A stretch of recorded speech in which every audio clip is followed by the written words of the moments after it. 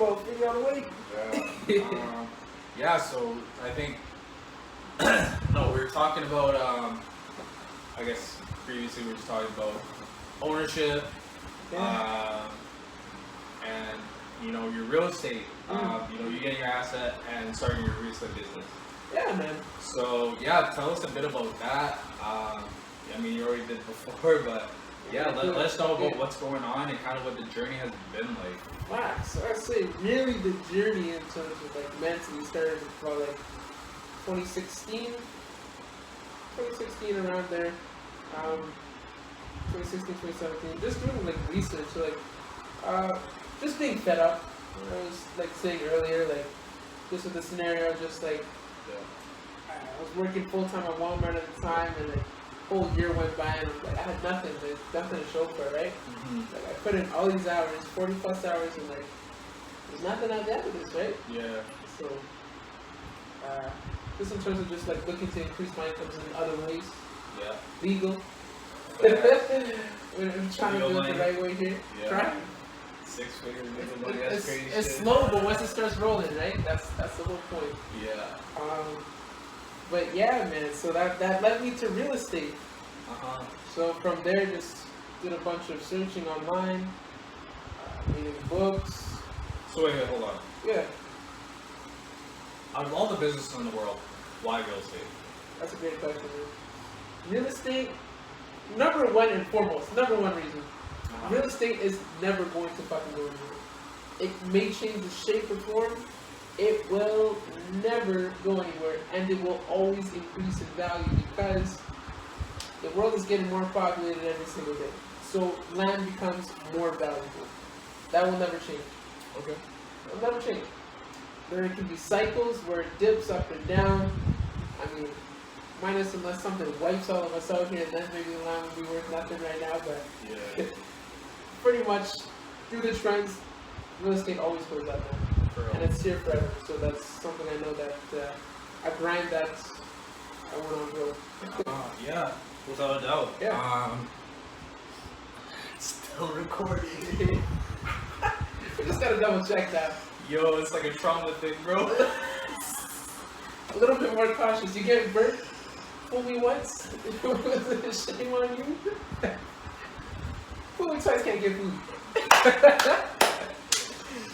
Oh.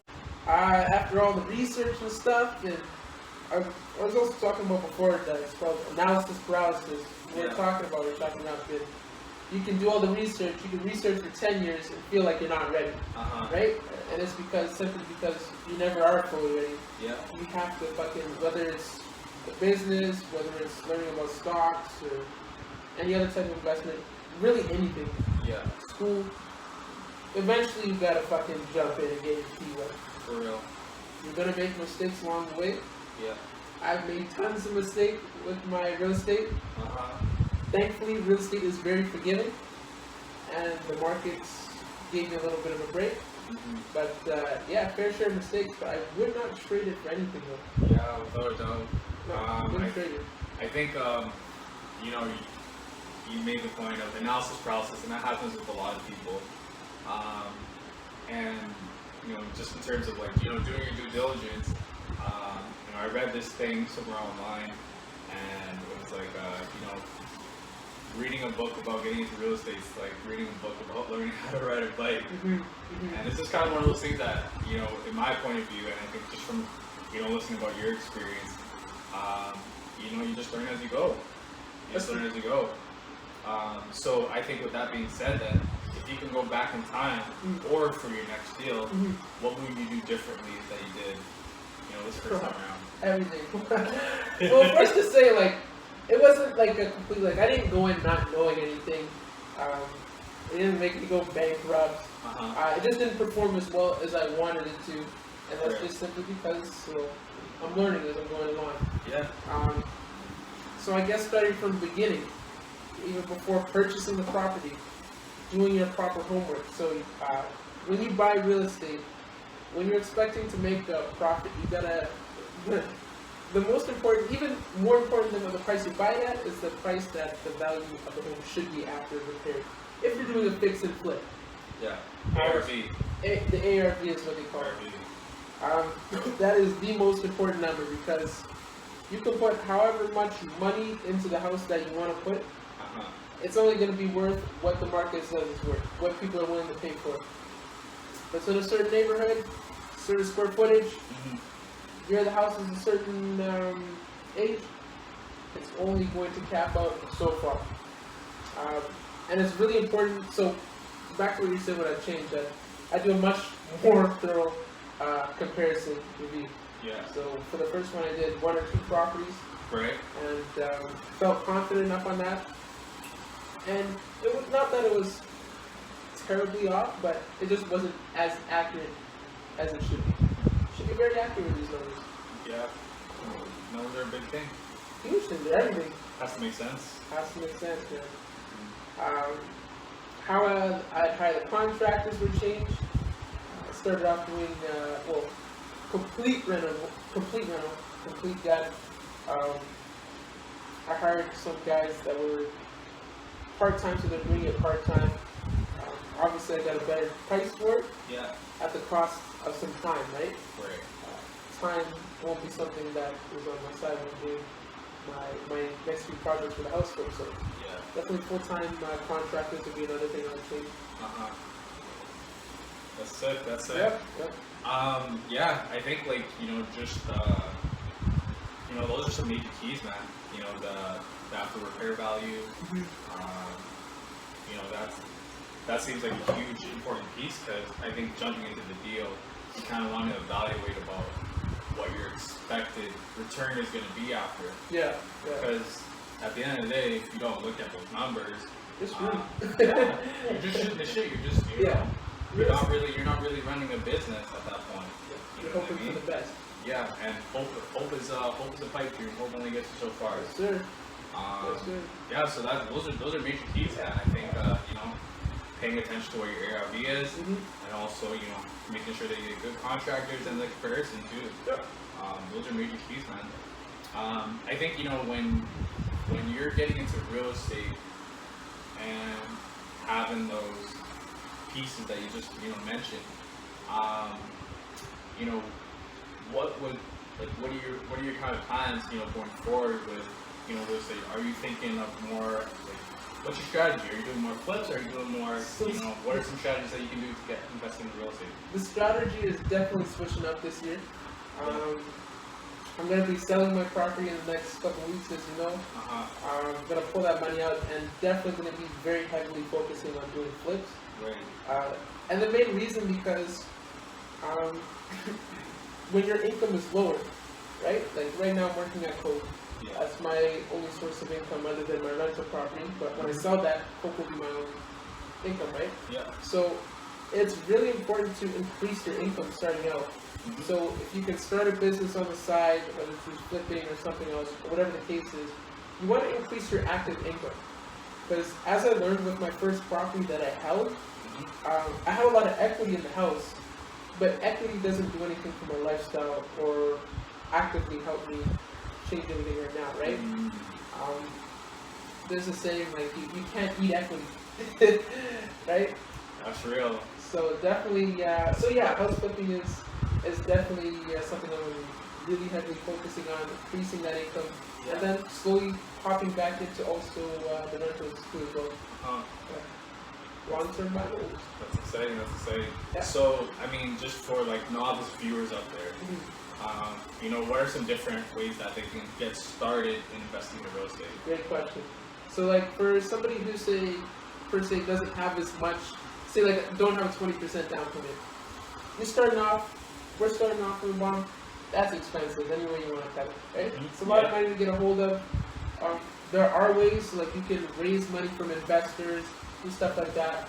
But starting off, from the very, very beginning, not a lot of people are going to be comfortable to do that because you don't have the experience and knowledge to raise money to do these projects, right? Right, yeah. A great way to get started is a 5% down payment. Okay. So you can actually move into your rental property, or it's not technically a rental property, you can move into your property, and you can rent out either rooms, or you can get a duplex and rent out the other unit. It's called house hacking. very common strategy. Mm-hmm. And 5% down, I believe, is definitely a lot more achievable. Yeah, absolutely. And it gets you in the game. Absolutely. Yeah. That's the most important thing, just getting in the game and learning as you go. So no, that's those are huge gems, man. Those are huge gems, and yeah, thank you for that, bro. I think just in terms of real estate, just kind of switching gears here.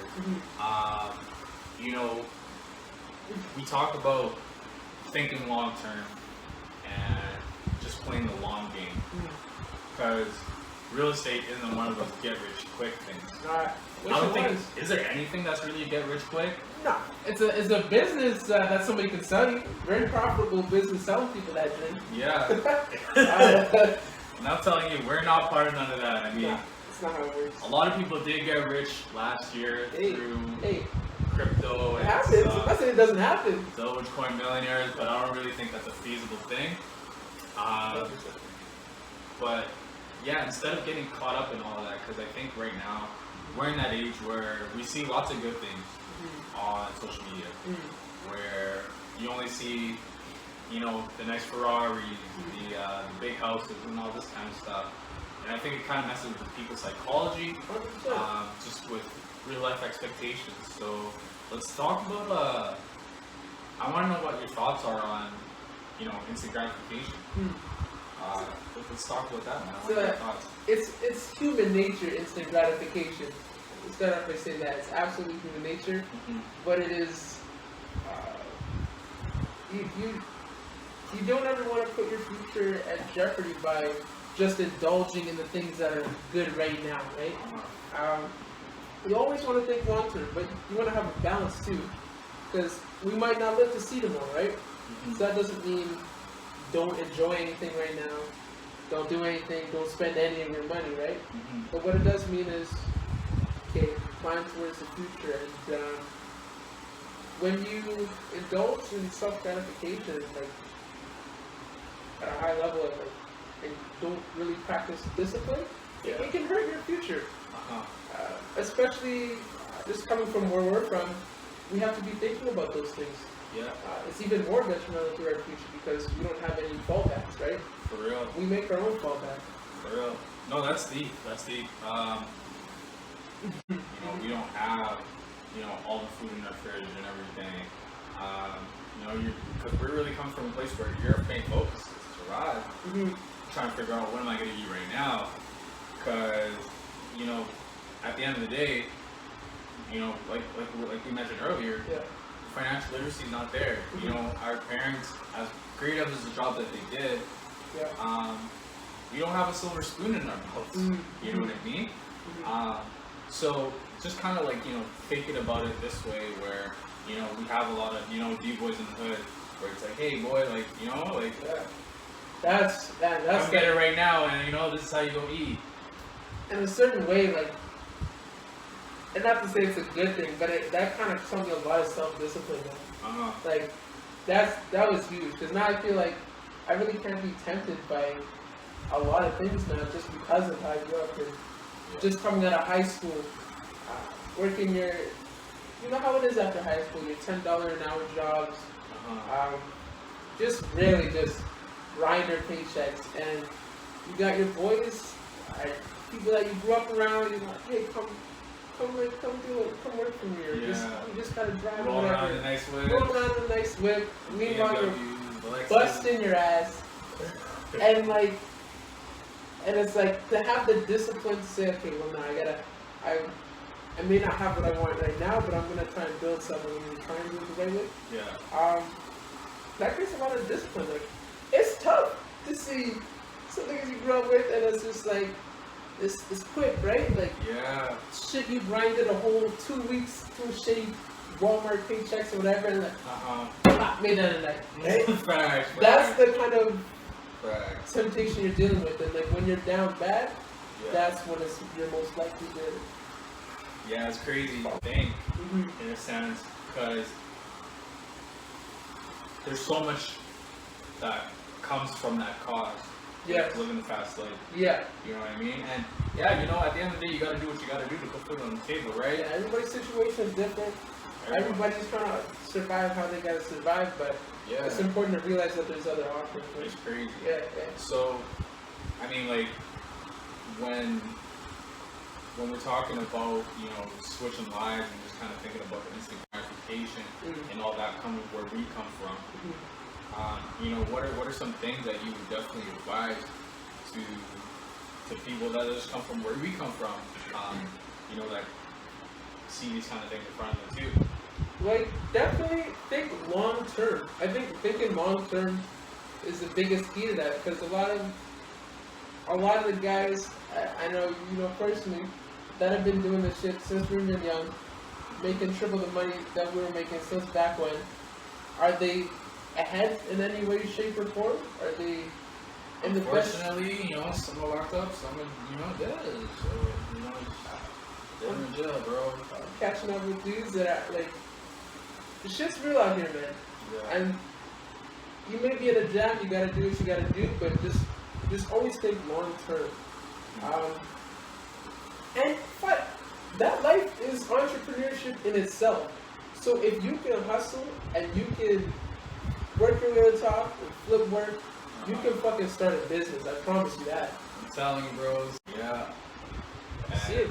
I mean, this one thing that always stuck with me, and just kind of where I get my knack of all of this from, is you just gotta come at it with that same attitude. Yeah. And you don't really stop hustling. Just change the hustle. Just change your hustle. Yeah. And that's an important thing, man. So I think when there's just so much things that come with that of ownership, real estate, and hustling. So we're talking about all the benefits right now. What are some of the negative things that came your way with ownership, bro? Because you gotta let them know, because it's not always sunshine and rainbows. It's not always pictures. Let me tell you right now. As I was telling you, like, I was telling Dinesh the other day, whatever the case was. It's like, when you have a system in place, it's all good. I can tell you guys about like the paychecks that come in. Like, today's June 30th. I got my rent check. Like, it's nice, right? But I'd be doing you guys a disservice if I said like everything is all smooth sailing. As a landlord, owning property, there's always stuff that comes up, and not necessarily like, oh crap, or like think of it in a bad way, but you always have to have the kind of mindset of, okay, how can I fix this problem? Because the problems always come in, whether it's, say, a foundation problem come up, or something. Foundation problem should have been there from the jump, though. I didn't get caught on that. I did my due diligence. Due diligence. Due diligence. Due diligence is important. Certain stuff is less forgiving than others. Yeah, because foundation will fuck you up. That's We're gonna one have thing to you work don't that want to out, but like that's some real shit. You gotta make sure that's in the budget. That's an expensive problem. But that's not a whole flip. That's a destroyed build. That's how you eat profits. Eating profits 101. Yeah. But no, yeah. Sorry, keep going. What was I forgot what I was ramping on. You got the systems. So like it's nice when you have a system and you get more experience in the game. All beautiful, but there's a lot of growing pains that come with it. One of mine was learning how to properly screen tennis. I had a couple rounds of bad tennis just because not only did I not properly screen, but I cut corners. Laziness, entrepreneurship isn't like a job. So like in a job, when you're not doing what you're supposed to do, or if you're being lazy or whatever the case is, your boss is gonna say, hey, don't do that. And then your problem's corrected, you smarten up. In this game, you have to catch yourself, and like when you cut corners, you only hurt yourself in the end. So that was like just truthfully speaking. Needed the cash fast, didn't really care. I wasn't too picky about who I got in there, and then it costed me, man. Yeah. Like an eviction that I had to do. That wasn't fun. Experience. Yeah. But yeah, and the pandemic, that's something that no one expected to come up. Yeah, without a doubt. It had its benefits to the real estate industry, but it also had its downfalls with tenants. Wet nose, even landlord fucking nightmare. Ah man. But yeah, no, wasn't screening properly. Didn't know really who I had in place, and actually one of and a lot of times you cut corners or you get people in there that shouldn't be in there. At the most, maybe your house ends up getting a little trashed, stuff like that. But that's just a cold extreme. Yeah. Really bad luck, whatever you want to call it, man. But I promise you, after that happened, my screening was A1. I have beautiful tenants and haven't had a problem finding them since. You're talking about credit checks, you're talking about employee checks, and now you're even talking about criminal records. That's a must now. Come on now. Damn. I'm not trying to have that happen again. Like, you can do all these things to minimize the risk, and then if it does happen, I did everything I could. Hey, but you know what? I think that's part of the process. Mm-hmm. And in my opinion, you know, whenever it comes to doing business with other people, bro, you stand up, make me nervous, bro. Just get a little stretch. No, but what I'm saying is, like, I think when it comes for me to do business with people, you know, my kind of thing is, I kind of want to know what your track record is. And yeah, it's cool if you have this portfolio, these wins, but I want to know what your losses were. Yeah. And what were some obstacles that came your way, and how did you handle those? Because that tells me a lot about the distance that you traveled. And not talking about, like, you know, how many properties you have underneath your belt, but when shit hits the fan, how do you do with it? And that to me, I think that adds value on top of what you can handle, what you can do going forward. Huge value. Experience is what that brings, and experience is everything, right? Absolutely, man. Absolutely. And the only way you get experience is by taking a few L's. So wins, but you take a few L's and win the process. Yeah, bro. I think from my, you know, business experience as well too, you know, getting into financial services at a young age, you know, at an age of 20, and, you know, getting into the industry, you know, little to no capital, just starting out, and yeah, like, you know, there were some great months, like Q1, Q2 was like fantastic, but I think, like, you know, my business failing after a year was probably the best thing that happened to me, because I've learned that, okay, these are the things that I'm good at, these are the things that need work, and, you know, it's only going to benefit me in the long run, because in my mind, it's never really a loss, it's only a lesson, you know, and you just apply yourself moving forward with whatever, you know, business that you go through. Yeah. And just like you mentioned, you know, having your tenant, you know, go through that, you know, terrible situation. Make sure I'm on point every single time. Your screening is on point now. Yeah. And I think now it's just like you just don't really miss a step going forward. No. And it's yeah, no, it's you want to be taking care of that kind of stuff if you feel like this way. It is It's really important. It is. It is. I'm gonna say something like that. So, like, I mean, like, now that you had, you know, your experience in the game, you know, you dealt with literally the worst of the worst and everything. You know, kind of what's, you know, what value do you bring, you know, in terms of working with other investors? You know, with people that, you know, want to do business in the real estate world, you know, how can they work with you, and what will they get if they work with you? Definitely great value now. So as I said, running the rental, dealing with tenants, it adds an aspect that reading about it or whatever it can't provide, right? Only people in the field can give you that kind of experience. So a lot better, even after a few, maybe I even like get even better. But I can tell you, after doing one rental project, so many lessons. Yeah. And as you said, it's not really, it's not a loss, it's a lesson, because it's only a loss if you stop. So when you learn from those lessons, you're literally building blocks each time you move forward. because the mistakes you're not going to repeat, the things you're not going to do. Mm-hmm. And as I said, real estate's very forgiving, so you can afford to do that and still make some money, which is amazing. That's true. But going forward, so trying to set up things with a couple of investors right now with getting into the house flipping. So pretty much is something that I'm setting up that's completely passive for my investors. I'll be running flipping projects and then guaranteeing them a fixed return. So that return and the benefits over that, I'd say, there's ups and downs and pros and cons to every asset class. But I think one thing that I provide that's really awesome over, like, say, the stock market is I would be providing a fixed return. So each project would be a certain paid out percentage, remaining at 7.5% per project, and the project takes around 4 to 6 months to complete. So annually, you're looking at least 15%. What I provide is a promise of return, contracts written up, and you're guaranteed your money. So there's no ups and downs. There's no, oh, when you're ready to pull out your money, oh, it's not doing as well.